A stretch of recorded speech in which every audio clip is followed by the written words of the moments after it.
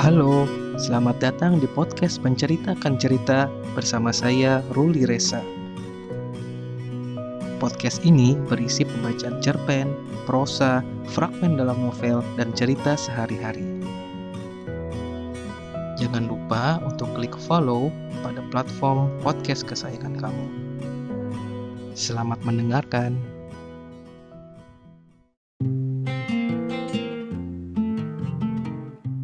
Assalamualaikum warahmatullahi wabarakatuh, pendengar podcast Menceritakan Cerita dimanapun kalian berada. Masih ya dalam suasana karantina di rumah aja. Kalau di Instagram itu ada hashtagnya #di rumah aja.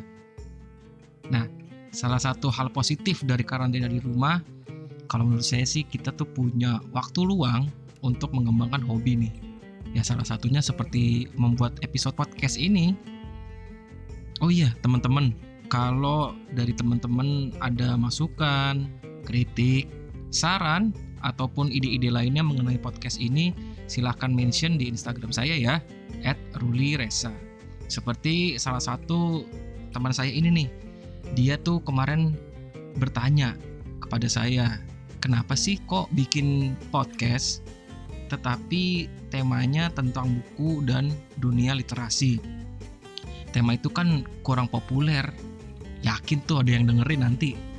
Kenapa sih nggak bikin podcast yang temanya lebih umum, yang banyak orang menarik gitu? Seperti misalkan bikin podcast tentang film atau membahas gadget barangkali dan seterusnya.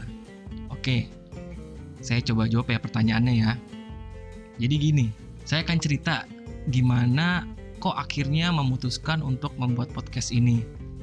Jadi memang salah satu hobi saya itu membaca ya.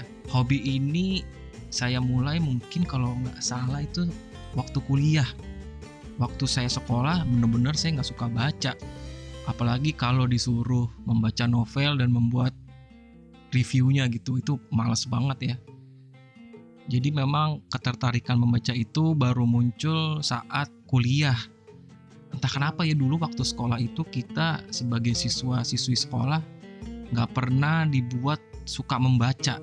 Jadi kegiatan membaca itu kesannya bosen, boring gitu ya. Jadi ya gak ada ketertarikan sedikit pun dengan membaca.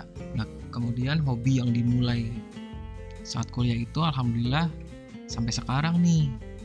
Tapi kan makin kesini itu kita makin sibuk ya. Apalagi setelah saya menikah, kemudian punya anak, makin sedikit waktu luang untuk membaca. Dan memimpikan ketemu audiobook yang membacakan karya-karya bahasa Indonesia. Karena audiobook itu banyakkan membacakan karya novel di luar negeri yang berbahasa Inggris. Waktu zaman kuliah juga susah banget untuk mencari audiobook yang berbahasa Indonesia. Bahkan tidak ada kayaknya sih audiobook yang berbahasa Indonesia. Kan sebenarnya lumayan ya. Waktu kita lagi macet-macetan, sembari nunggu macet itu kita dengerin audiobook. Ataupun kita sambil di atas motor, kita juga bisa dengerin audiobook. Supaya waktu kita yang habis dengan macet-macet itu juga sebenarnya bisa dimanfaatkan untuk membaca buku lewat audiobook. Kalau teman-teman nggak terlalu familiar dengan istilah audiobook, jadi audiobook itu adalah buku yang dibacakan oleh seseorang, jadi bentuknya itu suara atau voice, jadi kita bisa dengerin tuh orang itu baca buku, lumayan banget. Jadi kalau kita malas baca ya dengerin audiobook cukup membantu. Nah tapi saya sampai saat tertentu itu bingung mencari-cari audiobook mana nih ya yang ada gitu ya, nggak ada sama sekali yang menarik minat saya. Karena semuanya berbahasa Inggris. Sedangkan saya sangat berminat kalau membaca novel itu berbahasa Indonesia. Akhirnya pada suatu hari ada salah satu teman saya sedang keranjingan dengerin podcast. Tapi podcast yang dia dengerin itu biasanya bercerita mengenai kegiatan sehari-hari dan cerita hantu gitu. Terus dia ngasih tahu ke saya bahwa dia tuh lagi senang dengerin podcast. Lalu dia jelasin podcast tuh beda loh dengan radio. Kalau radio kita nggak bisa menentukan apa yang mau kita dengerin. Tetapi kalau podcast kita bisa nentuin apa yang kita mau dengerin. Nah terus di situ saya berpikir, wah jangan-jangan ada nih audiobook yang selama ini saya cari dalam bentuk podcast berbahasa Indonesia. Nah, alhamdulillah akhirnya ketemu tuh podcast yang namanya podcast ceritanya pendek artinya panjang, punya Mbak Arne. Wah, waktu itu pas mendengarkan podcast itu saya seneng banget tuh. Akhirnya impian saya selama ini ada yang membacakan buku, membacakan cerita dengan menarik berbahasa Indonesia. Nah, dari situ saya terinspirasi, wah kayaknya bisa nih bikin podcast yang membacakan cerita. Ya, kita tahu bahwa tingkat literasi masyarakat di negara kita ini masih sangat rendah. Masih jarang orang yang membaca buku. Harapannya dengan adanya podcast ini dan podcast-podcast lainnya yang membahas mengenai dunia buku, dunia literasi, bisa meningkatkan minat baca kita ini. Ketinggian ya cita-citanya.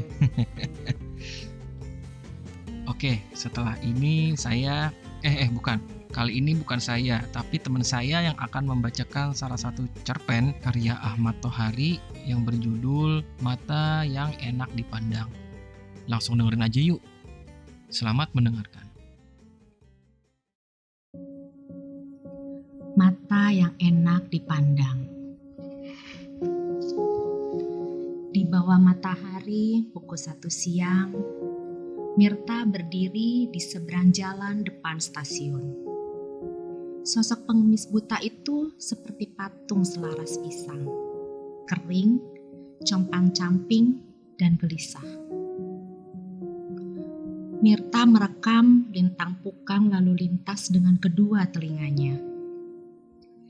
Dengan cara itu pula, Mirta mencoba menyelidik di mana Tarsa, penuntunnya, berada. Namun, Mirta segera sadar bahwa Tarsa memang sengaja meninggalkan dirinya di tempat yang terik dan sulit itu. Memanggang Mirta di atas aspal gili-gili adalah pemerasan, dan kali ini untuk segelas es limun. Tadi pagi, Tarsa sengaja membimbing Mirta sedemikian rupa sehingga kaki Mirta menginjak tahi anjing. Mirta boleh mendesis dan mengumpat sengit.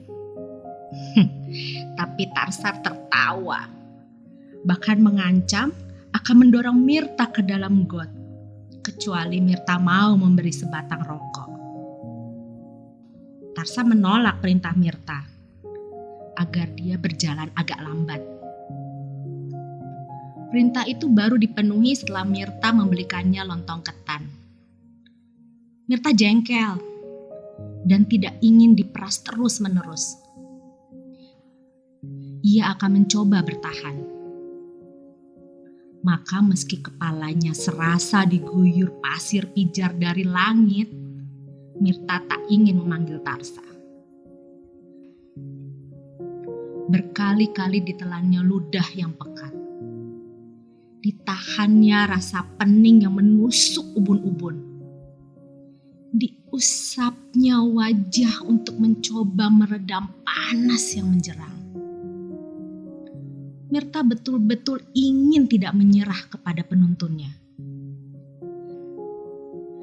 Dan matahari pukul 1 siang tak sedetik pun mau berkedip. Sinarnya jatuh lurus menembus batok kepala Mirta dan membawa 1000 kunang-kunang. Mirta mulai goyang. Ia bergerak mencari tempat yang teduh dengan kekuatan sendiri. Kaki yang bergetar itu mencoba turun dari gili-gili. Namun, sebelum telapaknya menyentuh tanah, klakson-klakson serentak membentaknya. Mirta terkejut dan surut.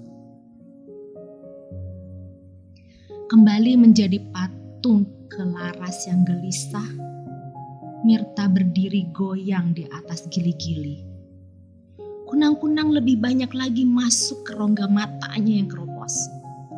Kedua kakinya bergerak lagi. Kini Mirta bukan hanya menyeberang, melainkan berjalan menyusuri trotoar. Mirta harus meninggalkan tempat itu. kalau ia tidak ingin mati kering seperti Dendeng. Namun, baru beberapa kali melangkah, Mirta melanggar sepeda yang diparkir melintang. Sepeda itu tumbang, dan tubuh Mirta serta-merta menindihnya. Bunyi berderak disambut sorak-sorai dari seberang jalan. Dan itu suara Tarsa. Pemilik sepeda datang hanya untuk mengurus kendaraannya. Tarsa yang sejak tadi asik bermain yoyo di bawah pohon kerai payung di seberang jalan juga datang. Tapi Tarsa hanya menonton ketika Mirta bersusah payah mencoba berdiri. Tangan Mirta menggapai-gapai sesuatu yang mungkin bisa dijadikan pegangan. Karena tangannya gagal menangkap sesuatu, Mirta tidak bisa tegak. Ia jongkok seperti mayat yang dikeringkan. Kepalanya terasa menjadi gasing yang berputar makin lama makin cepat. Kesadarannya mulai mengawang. Meski demikian, Mirta tahu Tarsa sudah berada di dekatnya. "Panas, Kang Mirta." "Panas sekali, bangsat," kata Mirta dengan suara kering dan samar. "Sekarang kamu mau membelikan aku es limun, iya kan?" Mirta tidak menjawab. Namun Tarsa mengerti bahwa Mirta sudah tak tahan lagi berada lebih lama di bawah matahari. Tarsa juga sudah tahu bahwa Mirta menyerah. Maka tanpa tawar-menawar lagi, Tarsa membawa Mirta menyeberang dan berhenti dekat tukang minuman. Segelas es limun diminumnya dengan penuh rasa kemenangan. Mirta juga minum. Bukan es limun, melainkan air putih. Segelas, segelas lagi, dan segelas lagi. Selesai membayar minuman, Mirta minta diantar ke tempat yang teduh. Dalam bayangan pohon kerai payung depan stasiun, Tarsa kembali bergembira dengan yoyonya. Namun Mirta duduk memeluk lutut, diam seperti bekicot. 3 gelas air putih yang baru diminumnya muncul kembali ke permukaan kulit. Menjadi keringat untuk mendinginkan badan yang terlalu lama tersengat matahari. Rasa pening terus menggigit kepalanya. Dan Mirta terhuyung ke samping karena tanah yang didudukinya terasa miring dan terus bertambah miring. Ketika merasa tanah semakin cepat berayun, Mirta merebahkan badan. Melengkung seperti bangkai udang. Keringatnya mulai mengering karena sapuan angin. Tapi wajahnya perlahan-lahan berubah pucat. Napasnya megap-megap. Terdengar rintihan lirih dari mulutnya. Lalu segalanya tampak tenang. Mirta terbujur diam di bawah kerai payung depan stasiun. Mirta tertidur atau Mirta pingsan. Dan di dekatnya, Tarsa tetap gembira dengan yoyo yang melesat turun naik di tangan. Tak sedikit pun berkedip. Matahari terus beringus ke barat. Bayangan kerai payung bergerak ke arah sebaliknya dan lama-lama wajah Mirta tertatap langsung oleh matahari. Terik yang kembali menyengat kulit muka membuat Mirta terjaga atau siuman. Dan hal pertama yang dirasakan ketika Mirta mencoba duduk adalah rasa dingin yang merambah ke seluruh badan. Mirta menggigil. Dumbbell stasiun berdentang nyaring. Pengumuman berkumandang. Kereta akan segera masuk. Tarsa menggulung yoyonya dan berbalik ke arah Mirta. "Kereta datang, Kang. Ayo masuk stasiun." Mirta tidak memberi tanggapan. Ia hanya menggoyang-goyangkan kepala untuk mengusir pening. "Kang, kereta datang. Ayo masuk, nanti ketinggalan." Tarsa tak sabar. Diraihnya tangan Mirta. Kere Picek ini harus apa lagi kalau tidak mengemis kepada para penumpang, pikir Tarsa. Tapi Tarsa terkejut ketika menyentuh tangan Mirta. Panas. Tarsa juga melihat bibir Mirta sangat pucat. "Kamu sakit, Kang?" "Tidak," jawab Mirta lirih. Tarsa ragu. Dirabanya kembali tangan Mirta. Memang panas. Dan bibir itu memang pucat. Tarsa bertambah ragu. "Bila kamu tidak sakit, ayo bangun. Kamu kere bukan? Yang namanya kere harus ngemis bukan? Kali ini aku malas. Tapi uangmu sudah habis. Dan kita belum makan. Kamu juga belum kasih aku upah." "Ya, perolehan hari ini memang sangat sedikit." "Itu salahmu. Kukira kamu tolol, tak pandai mengemis." "Tolol? Aku sudah puluhan tahun jadi kere. Sudah puluhan anak jadi penuntunku. Tapi baru bersamamu lah aku sering tak dapat duit. Jadi siapa yang tolol?" "Kang, aku sudah membawa kamu kemana-mana. Kamu sudah kuhadapkan ke semua orang, ke semua penumpang. Jadi kalau kamu tidak dapat duit, kamu sendiri kan yang tolol. Kamu yang punya mata. Seharusnya kamu bisa melihat orang yang biasanya mau kasih recehan. Di depan orang seperti itu kita harus lama bertahan. Omong kosong.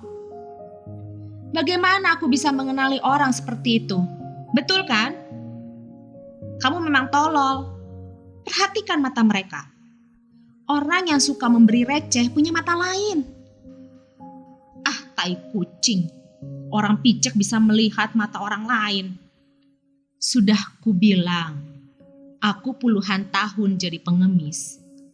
Kata teman-teman yang melek, mata orang yang suka memberi memang beda. Tidak galak. Ah, betul. Itu dia. Dari tadi aku mau bilang begitu. Tarsa, kamu betul. Mata orang yang suka memberi tidak galak. Mata orang yang suka memberi, kata teman-teman yang melek, enak dipandang. Ya, aku kira betul. Mata orang yang suka memberi memang enak dipandang. Tarsa nyengir. Ada suara gemuruh dan bunyi rem logam yang mengurat telinga. Kereta masuk. Akan kucari penumpang-penumpang yang matanya enak dipandang. Ayo Kang Mirta, kita jalan. Mirta tidak sedikit pun bergerak. Sudah kubilang kali ini aku malas. Apa kamu lupa kereta yang baru datang? Kereta utama bukan? Kita tidak akan bisa masuk kereta seperti itu. Ngemis lewat jendela pun payah. Tunggu saja nanti kereta kelas 3. Tapi kita belum makan, Kang. Percuma mengemis di kereta api utama. Aku sudah pengalaman. Jadi turutilah apa yang kubilang. Tunggu saja kereta kelas 3. Tarsa diam meski hatinya jengkel bukan main. Bukan hanya jengkel kepada Mirta, melainkan juga kepada kata-katanya yang benar belaka. Tarsa ingat, memang sulit mencari orang yang matanya enak dipandang dalam kereta kelas 1. Melalui jendela, ia sering melihat berpasang-pasang mata di balik kaca tebal itu. Mata yang dingin seperti mata bambu, mata yang menyesal karena telah tertumbuh pada sosok seorang kere picek dan penuntunnya, mata yang bagi Tarsa membawa kesan dari dunia yang amat jauh. Ada bunyi keruyuk dari perut. Tarsa menelan ludah. Ia mencoba melupakan semua dengan yoyonya. Tapi bunyi di perutnya makin sering terdengar. Tarsa keluar dari bayangan kerai payung, berjalan tak menentu dan berbalik lagi. Ia ingin mengajak Mirta, untung-untungan mengemis kepada penumpang kereta yang baru datang. Tapi dilihatnya Mirta sudah rebah kembali. Tubuhnya menggigil dan terasa sangat panas. Ketika Mirta meraih tangannya, Tarsa memandangi orang yang dituntunnya itu dengan perasaan campur aduk. Mungkin ia menyesal telah menjemur Mirta terlalu lama demi segelas es limun. Mungkin juga ia jengkel ketika menyadari bahwa dirinya tidak lebih dari kacung bagi kere picek yang kini menggeletak di tanah di depannya.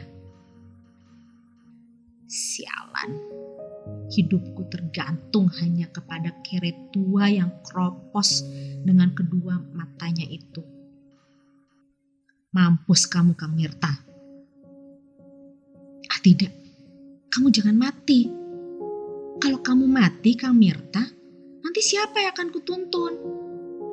Nanti siapa yang akan kuantar mencari orang-orang yang punya mata enak dipandang? Peluit lokomotif berbunyi nyaring dan kereta kelas 1 berangkat.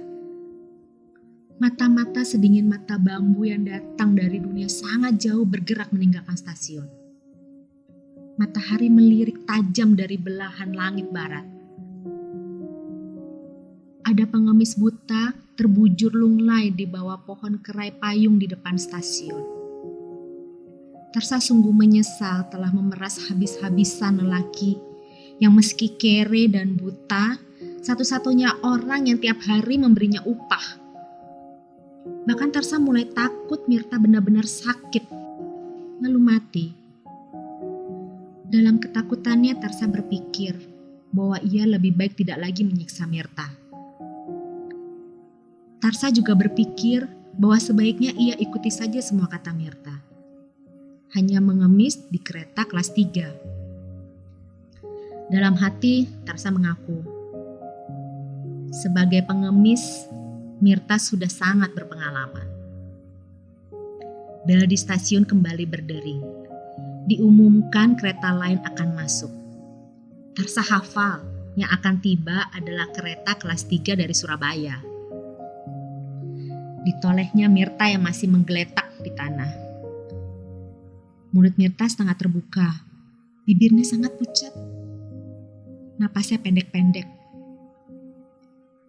Ketika diraba, tubuh Mirta masih terasa sangat panas.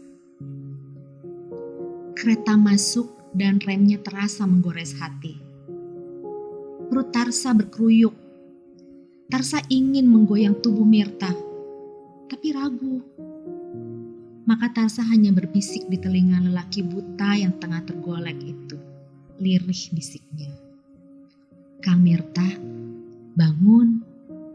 Kereta api kelas 3 datang. Ayo, kita cari orang-orang yang matanya enak dipandang. Tak ada reaksi apapun dari tubuh lunglai itu. Matahari makin miring ke barat. Namun panasnya masih menyengat. Tarsa gagap. Tak tahu apa yang harus dilakukannya. Mungkin tidak sengaja ketika ia mengulang berbisik di telinga Mirta. Kang, kamu ingin ku antar menemui orang-orang yang matanya enak dipandang bukan?